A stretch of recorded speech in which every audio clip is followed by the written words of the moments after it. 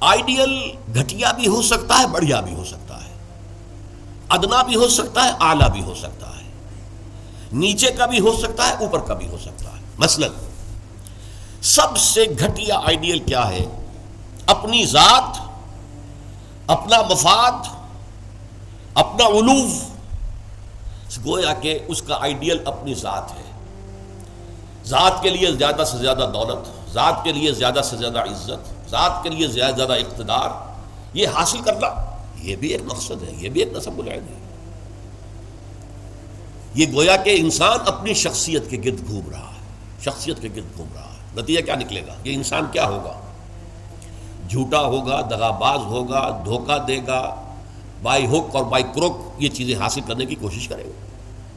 مقصد ہے دنیا میں سربلندی، جیسے کہ سورہ قصص کے آخر میں کہا گیا لا یریدون علوا فی الارض ولا فسادا، یہ زمین میں بلندی حاصل کرنا، اس سے تو فساد پیدا ہوتا ہے۔ وہ کیوں اونچا ہے، میں کیوں نہ اونچا ہو جاؤں؟ تو اپنی حریم ذات ہی کے گرد جو ہے وہ چکر لگا رہا ہے۔ تو ظاہر بات ہے کہ جو اس آئیڈیل پر ہے وہ اخلاقی اعتبار سے انتہائی گھٹیا ہوگا، اس لیے کہ قرآن کہتا ہے ان النفس لامارۃ بالسوء، نفس جو ہے وہ تو برائی ہی کا حکم دیتا ہے۔ دولت مطلوب بن گئی، مقصود بن گئی، تو بائی حق اور بائی کرک، بائی حلال اور بائی حرام، بائی جائز اور بائی ناجائز، اس لیے کہ مقصود ہے۔ لہذا گھٹیا ترین آئیڈیل ہے انسان کا اپنا نفس، گھٹیا ترین، اور اس سے پست ترین اخلاق، رذائل اخلاق اس سے وجود میں آئیں گے۔ اس سے ذرا بلند تر سطح پر، جسے ہم کہتے ہیں قوم پرستی، وطن پرستی۔ If a person is a really nationalist person، اب نیشن، آج کل تو آپ کو معلوم ہے نیشن سٹیٹس کا تصور ہے، وطن بھی نیشن کی اور بنیاد پر بنتا ہے۔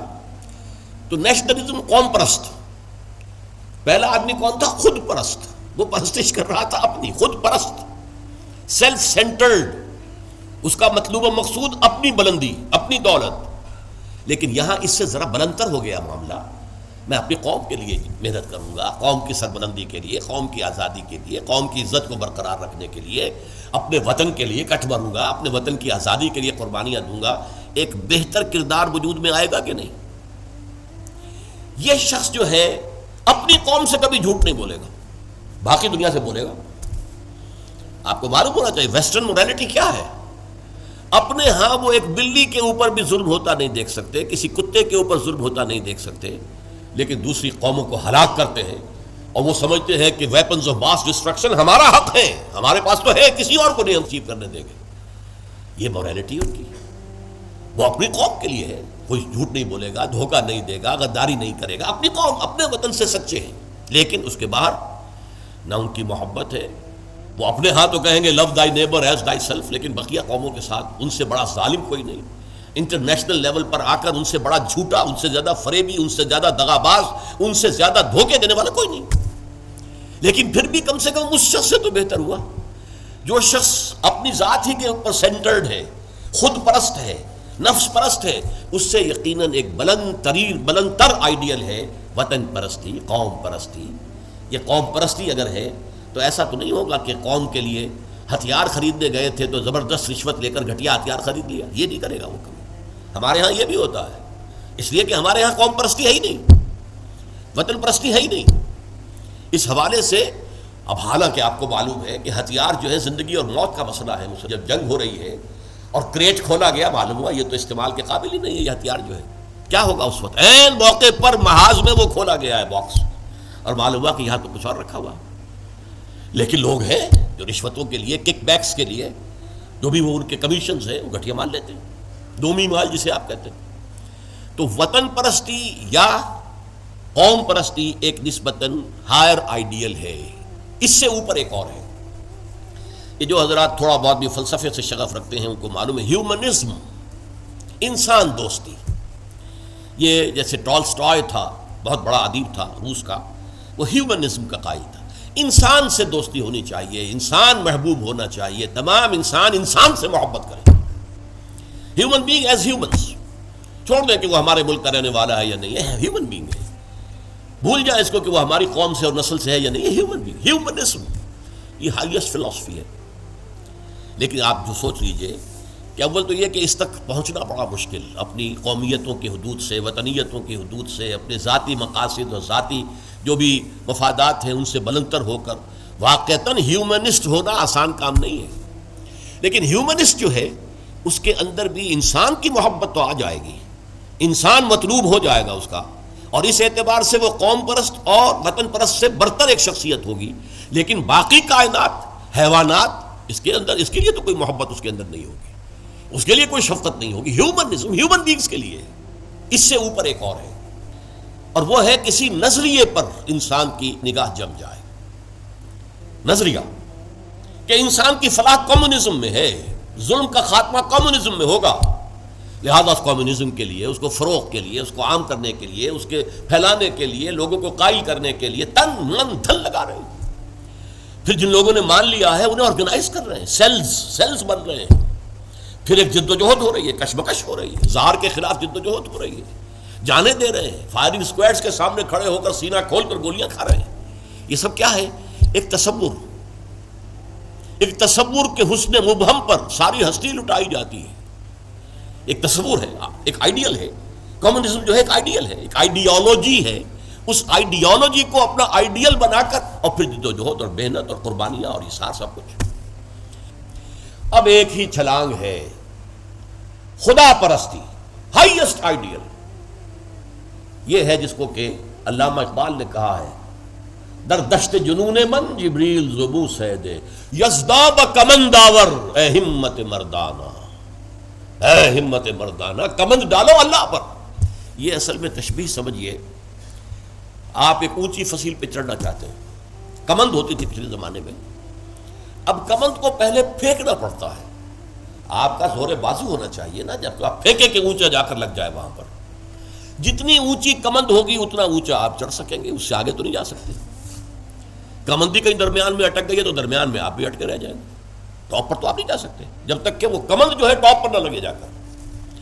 تو یوں سمجھیے کہ پہلے انسان کو اپنے ذہن سے، اپنے فکر سے، اپنی سوچ سے اپنا آئیڈیل معین کرنا ہوتا ہے۔ Who is my ideal?